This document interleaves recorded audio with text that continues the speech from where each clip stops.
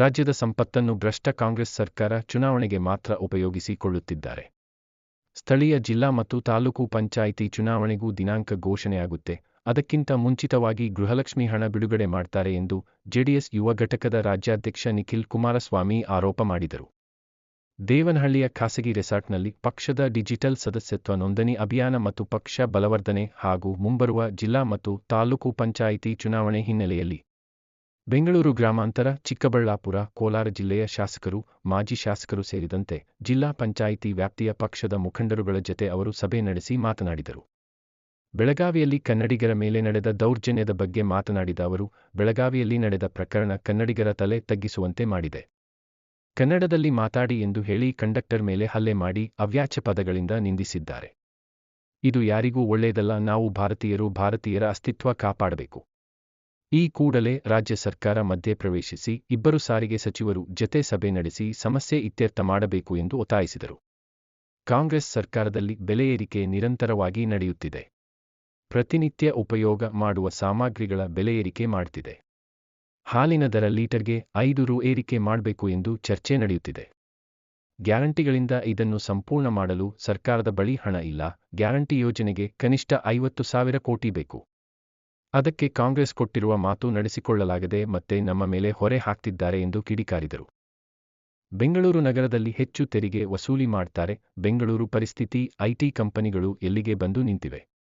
Google, apple ಮತ್ತು Microsoft ಕಂಪನಿಗಳು ಹೈದರಾಬಾದ್ಗೆ shift ಆಗಿದೆ.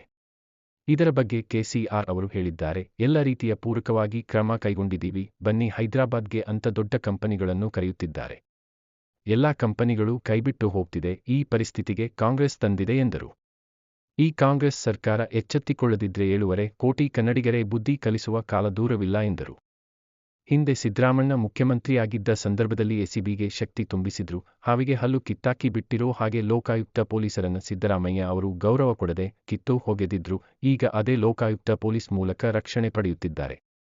ತರಾತುರಿಯಲ್ಲಿ ವರದಿ ಸಲ್ಲಿಸಿದ್ದಾರೆ ಎಂದು ಕಿಡಿಕಾರಿದರು. ಈ ಸರ್ಕಾರದಲ್ಲಿ ಗುತ್ತಿಗೆದಾರರ ಹಳೆ ಬಿಲ್ ಇನ್ನೂ ಕ್ಲಿಯರ್ ಆಗಿಲ್ಲ. ಗುತ್ತಿಗೆದಾರರು ಸಾಲ ಮಾಡಿ ಕೆಲಸ ಮಾಡಿರೋ ಹಣ ಬಿಡುಗಡೆ ಆಗಿಲ್ಲ. ಗುತ್ತಿಗೆದಾರರು ಸಾಯೋ ಪರಿಸ್ಥಿತಿ ಬಂದಿದೆ. ಹಿಂದಿನ ಸಾರ್ವತ್ರಿಕ ಚುನಾವಣೆಯಲ್ಲಿ ಕಾಂಗ್ರೆಸ್ಗೆ ಗುತ್ತಿಗೆದಾರರು ಬೆಂಬಲ ಕೊಟ್ಟಿದ್ರು. ಆದ್ರೆ ಗುತ್ತಿಗೆದಾರರು ಬೀದಿ ಪಾಲಾಗಿದ್ದಾರೆ ಈ ಸರ್ಕಾರದ ನಡವಳಿಕೆಯಿಂದ ಎಂದರು. ಸಭೆಯಲ್ಲಿ ಮುಖ್ಯವಾಗಿ ಡಿಜಿಟಲ್ ಸದಸ್ಯತ್ವ ನೋಂದಣಿ, ಮಿಸ್ಡ್ ಕಾಲ್ ಅಭಿಯಾನದ ಬಗ್ಗೆ ಗಂಭೀರವಾಗಿ ಚರ್ಚಿಸಲಾಯಿತು. ಹಾಗೆಯೇ ಪಕ್ಷವನ್ನು ಬೇರುಮಟ್ಟದಿಂದ ಬಲಪಡಿಸುವ ನಿಟ್ಟಿನಲ್ಲಿ ಸದಸ್ಯತ್ವ ನೋಂದಣಿ ಅಭಿಯಾನ ಮತ್ತು ಮುಂಬರುವ ಜಿಲ್ಲಾ ಪಂಚಾಯಿತಿ ಮತ್ತು ತಾಲೂಕು ಪಂಚಾಯಿತಿ ಚುನಾವಣೆ ವಿಚಾರಗಳ ಬಗ್ಗೆ ಈ ಸಭೆಯಲ್ಲಿ ಗಂಭೀರವಾಗಿ ಮುಖಂಡರ ಜತೆ ನಿಖಿಲ್ ಕುಮಾರಸ್ವಾಮಿ ಅವರು ಸಮಾಲೋಚನೆ ನಡೆಸಿದರು. ಕೋಲಾರ ಸಂಸದ ಎಂ. ಮಲ್ಲೇಶ್ ಬಾಬು, ಶಿಡ್ಲಘಟ್ಟದ ಶಾಸಕ ಬಿ.ಎನ್. ರವಿಕುಮಾರ್, ಸಮೃದ್ಧಿ ಮಂಜುನಾಥ್, ಜಿ.ಕೆ. ವೆಂಕಟಶಿವಾರೆಡ್ಡಿ, ಮಾಜಿ ಉಪಸಭಾಪತಿ ಜೆ.ಕೆ. ಕೃಷ್ಣಾರೆಡ್ಡಿ, ಮಾಜಿ ಶಾಸಕ ನಿಸರ್ಗ ನಾರಾಯಣಸ್ವಾಮಿ, ಡಾ. ಕೆ.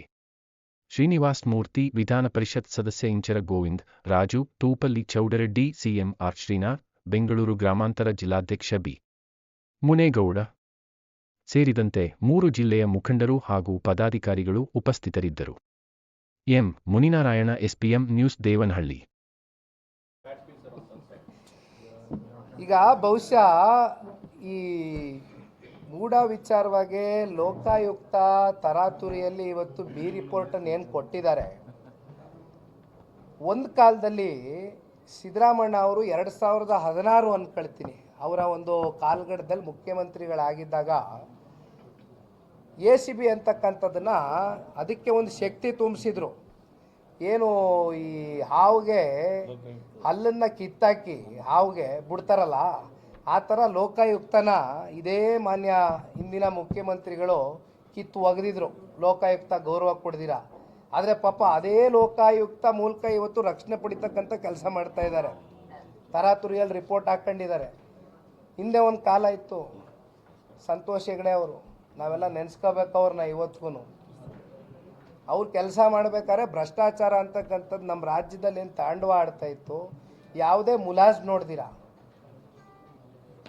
ಪಾರದರ್ಶಕವಾದಂಥ ತೀರ್ಮಾನಗಳು ತಗೊಳ್ತಾ ಇದ್ರು. ಆದರೆ ಇವತ್ತು ಏನಾಗಿದೆ ಅಂತಕ್ಕಂಥದ್ದು ನಿಮ್ಮ ಕಣ್ಣು ಮುಂದೆ ಇದೆ. ನಾನು ಹೆಚ್ಚಿಗೆ ಹೇಳಲ್ಲ, ರಾಜ್ಯದ ಜನ ನೋಡ್ತಾರಲ್ಲ. Thank you.